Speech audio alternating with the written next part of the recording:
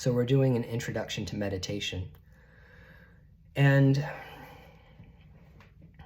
this online program is meant to guide you, just like the manual is meant to guide you, just like the required books and DVDs are meant to guide you on your path to becoming an instructor.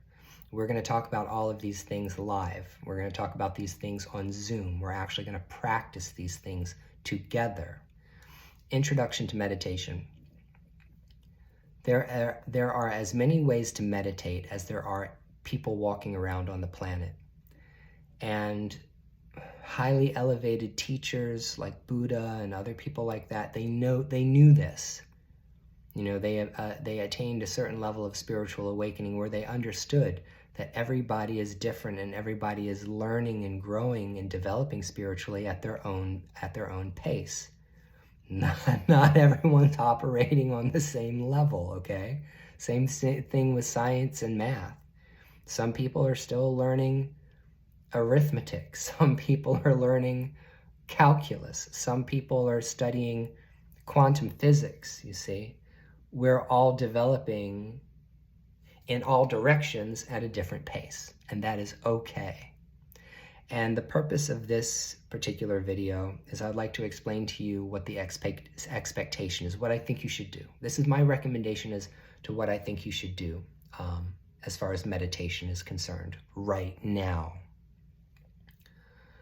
I feel that it would be good for you to sit down for about 5 minutes a day or every other day for the next month and try to just sit and be still, be calm, relax, breathe. Allow yourself to be awake, conscious, not falling asleep, but just allow yourself just to be, just to relax and allow things just to be. I guess you could say that is a very Zen way of approaching meditation, which is basically, it's allowing everything to settle. And I'm going to explain to you why. There's many, many different kinds of yoga practices and meditation practices. There are some tantric practices that require you to dissolve your entire ego and then completely assume the form of a deity, okay? It's a kind of deity yoga. Tantric Buddhism is like deity yoga, okay? Identifying with a god and then assuming that connection, that bridging the gap between you and that. That's some serious stuff. And then you've got Zen Buddhism, you know, which is be a Buddha, be a sitting Buddha, just sit, okay? And then you have Kundalini yoga, which is another form of meditation with mantras in order to awaken different chakras, in order to awaken consciousness. There are so many different kinds of yogas and meditation styles out there and schools that teach different styles of meditation. It is overwhelming. It is also not necessary for you to be stressed out about it. Not right now. So if you, and this is where it gets difficult, because in the society that we live in today, the society that we live in does not encourage people to be peaceful, compassionate, quiet, and settled. Everything about the society that we live in encourages us to be agitated, irritated, irritable. There's a lot of conflict in the world right now. Social media is full of conflict no matter where you look. It's people fighting with one another over stupidity or over very serious subject matters, most of which are very disturbing to have to listen to. So what I'm saying is that we don't live in a culture that is suitable for someone who, say, wants to become a Buddha. It just doesn't work like that in this country. And so you're going to have to deprogram yourself. You're going to have to put down the phone and leave the phone alone. Turn off the television, turn off the music. Just let everything just be and try to just be for 5 minutes. Allow everything just to be calm. Just be still. Be quiet. and see if you can just be quiet, just for 5 minutes. And if you can accomplish that, then maybe a month from now or a month and a half from now, try to sit a little bit longer. Instead of sitting for just 5 minutes, try to sit for 10 minutes. And then 15 minutes, and then maybe you'll make it up to a half an hour. It might be one day that you're able to sit and meditate for an entire hour and be quiet and be still. That, I want you to know, that's an amazing feat. To me, someone that has my brain, my mind, being able to just be still for an hour is like just crazy. It's a crazy concept. And there are people who sit and meditate for 5, 6, 7, 8 hours at a time in stillness, in quiet, every single day. So we have to start very, very simple and very, very basic. And I want you to know that there's no goal, okay? It's not like meditating for 8 hours in some kind of way is better than meditating for 5 minutes, okay? Because now we're starting to create like what would be competition or comparison. That person can sit for 8 hours. That must mean that that person is highly enlightened. And here's me over here meditating, struggling to sit here quietly for 5 minutes. Man, I'm never going to be a Buddha. You know what I'm saying? It's not like that. It just don't work that way. It works like this. Sit down for 5 minutes and just relax and allow things just to be. Be quiet, be still.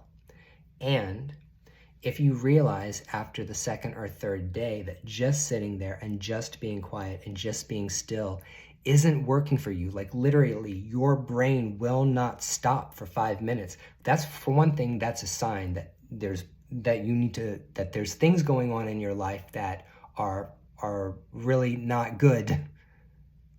Okay, because in the real world, in reality, normal people who are functional, emotionally, mentally, spiritually, physically, are able to sit down and meditate for 5 minutes. If you're having a problem meditating for 5 minutes, there's other things going on.